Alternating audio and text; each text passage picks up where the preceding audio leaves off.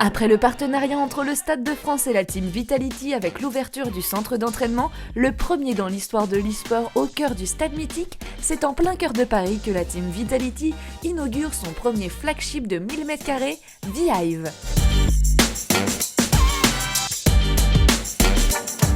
Leader en France, top 3 Europe et top 10 mondial sur des jeux comme League of Legends, Call of Duty, Clash Royale ou FIFA, la Team Vitality souhaite offrir à sa communauté un véritable lieu d'échange fait par les joueurs pour les joueurs, mais pas que. L'e-sport entre dans sa période d'émancipation et les fondateurs de Vitality ont bien l'intention de l'y aider avec V-Hive pour ainsi offrir l'expérience gaming et sortir enfin des clichés. Nous avons rencontré Florent Gutierrez, de son nom de gamer El Chiquito, directeur marketing chez Vitality. Mais comment est né ce projet V-Hive, le premier sur l'e-sport en Europe? La naissance de ce projet, ça démarre par l'esprit un peu fou de Fabien, qui se dit de Néo donc, qui a toujours rêvé en fait de rassembler les joueurs, de rassembler les communautés à un endroit. C'est vraiment l'esprit de V-Hive aujourd'hui, c'est le fait de pouvoir rassembler notre communauté qui est aujourd'hui présente partout en France. On a plus de 17 millions de fans en France et on veut leur offrir une maison. En visitant ce lieu, on s'est rendu compte du potentiel qui se cachait et la possibilité qu'on avait de pouvoir regrouper à la fois nos bureaux, mais aussi un espace événementiel qu'on allait dédier à notre communauté,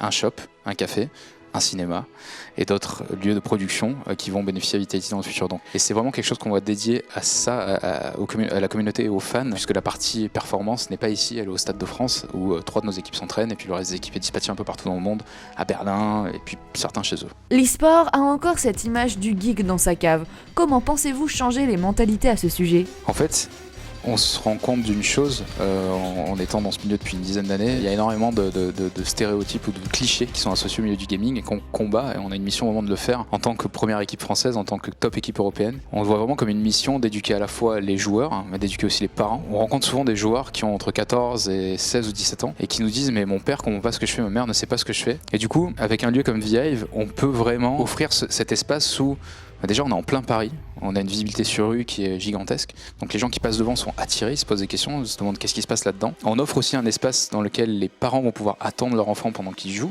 et pendant ce temps-là, nous on est là, on travaille ici, on va les voir, on peut parler avec eux. On va organiser aussi des conférences, des masterclass, on va organiser des choses avec la mairie de Paris dans un futur très proche. On veut en fait, et c'est une des missions principales qu'on a, et ça nous tient à cœur très très fort à Fabien et moi-même, pouvoir éduquer vraiment cette génération et la sortir des stéréotypes, de la pizza, de la malbouffe, du fait de jouer dans une cave. Donc on n'est pas dans une cave, on est à l'extérieur, on est en plein centre de Paris, on n'est pas en banlieue et on va se faire plaisir autour d'une partie de jeux vidéo.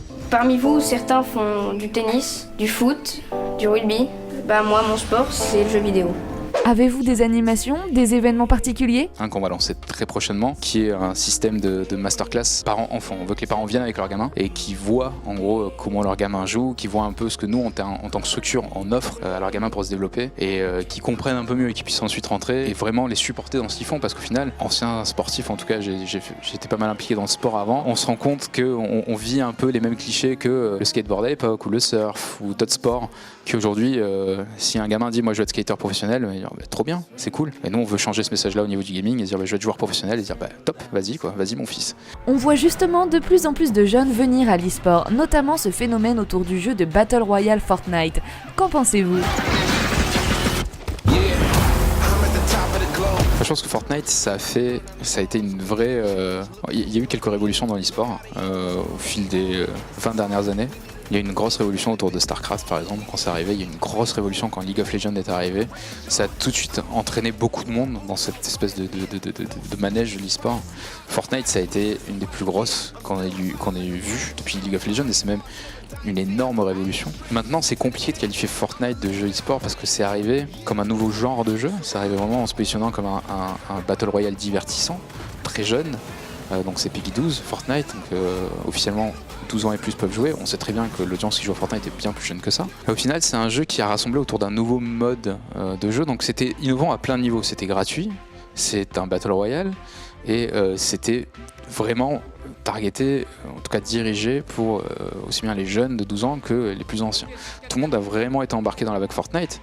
à tel point qu'on a vu des choses à notre niveau. Quand on voit Antoine Griezmann célébrer en faisant une danse Fortnite, quand on voit Fortnite être repris sur des plateaux de télé, quand on voit des stars comme Ninja ou Gotaga qui juste sont satellisés grâce à ce jeu-là, on se dit ça a traversé vraiment la frontière de l'e-sport. Pour moi, ça a prouvé un truc, ça a prouvé qu'au final, le jeu vidéo en lui-même est mainstream. Tout le monde joue aujourd'hui. Mon père joue, il a 74 ans, mon père joue aux jeux vidéo. Il fait des sudoku sur son iPad, mais ça reste du jeu. Mais le fait est que 9 personnes sur 10 aujourd'hui sont confrontées aux jeux vidéo. Si demain, il y a quelqu'un qui est assez smart pour sortir un jeu qui touche ces 9 personnes sur 10 là, sur leur mobile ou ailleurs, et qui les engage autour de compétitions et autres, eh ben on aura une nouvelle révolution encore plus grosse que celle de Fortnite. Cette année a eu lieu en France la finale de League of Legends. Malheureusement, vous n'étiez pas qualifié, mais cela ne vous empêche pas d'avoir un beau palmarès. Quels sont les objectifs pour la team Vitality ? Sur LoL, on a eu une saison difficile, mais on a vocation, de toute façon, on est engagé en LEC, qui est la plus grande ligue en Europe.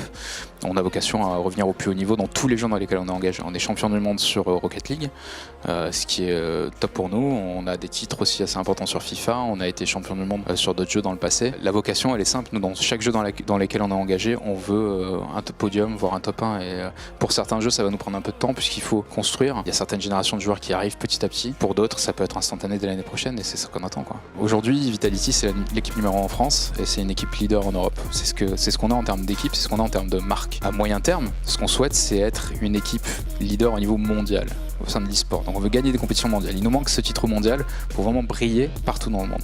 On se rend compte que dès qu'on fait des résultats, on résonne très très fort dans notre pays. On n'a pas besoin de s'y implanter directement, on résonne déjà. Maintenant, en tant que pure marque, l'objectif que j'ai dans un très long terme, l'objectif qu'on a tous ensemble dans un très très long terme, c'est de se dire, soyons un espèce de mélange de Apple et du Real Madrid. En gros, il faut être aussi inspirant qu'un club de foot pour que tous les gamins du monde entier soient fans de nous, ce qui est un peu le Real Madrid ou la Juventus ou le Paris Saint-Germain à l'échelle du football. Quand ils vont faire des tournées en Asie, ils remplissent des stades. Maintenant, on veut être capable de faire ça dans quelques années, mais à la fois être capable en tant que marque de lancer des nouvelles choses, d'innover dans notre secteur. Et c'est là où je prends plus l'exemple d'Apple qui a innové, ou comme Tesla. J'ai en tête un espèce d'hybride entre une marque vraiment inspirante et tout ce qu'on va faire, les gens vont aimer, et à côté de ça, une marque aussi qui va délivrer par rapport à la qualité du talent brut qui sort de chez nous. Donc voilà, sur un long terme, je nous vois aller dans cette direction à l'échelle mondiale. Ça passe évidemment par des résultats sportifs majeurs, et c'est sur quoi on travaille avec toute l'équipe sportive, mais ça passe également par une expansion forte à l'international qui va arriver dans les prochains mois. Vous représentez d'ailleurs l'e-sport Made in France, dont vous êtes plutôt fier. Mais c'est quoi l'e-sport français ?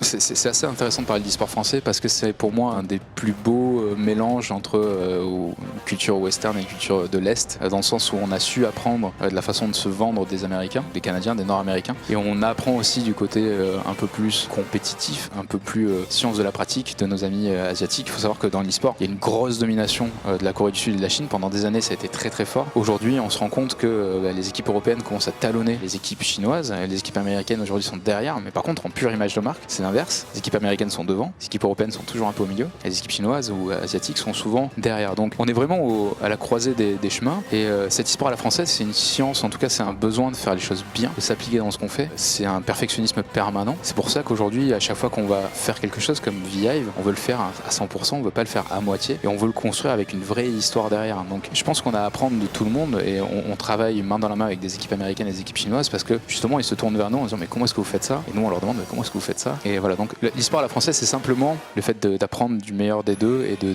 délivrer une copie qui soit encore meilleure. On copie sur tout le monde, mais on fait ça bien. La team Vitality nous a accueillis dans sa ruche. Nul doute que ses ambitions font rêver et risquent de faire grand bruit dans notre société qui ne cesse d'évoluer en ce qui concerne l'e-sport. Encore bravo à Vitality pour ce magnifique projet. On a hâte de voir l'évolution de la ruche V-Hive.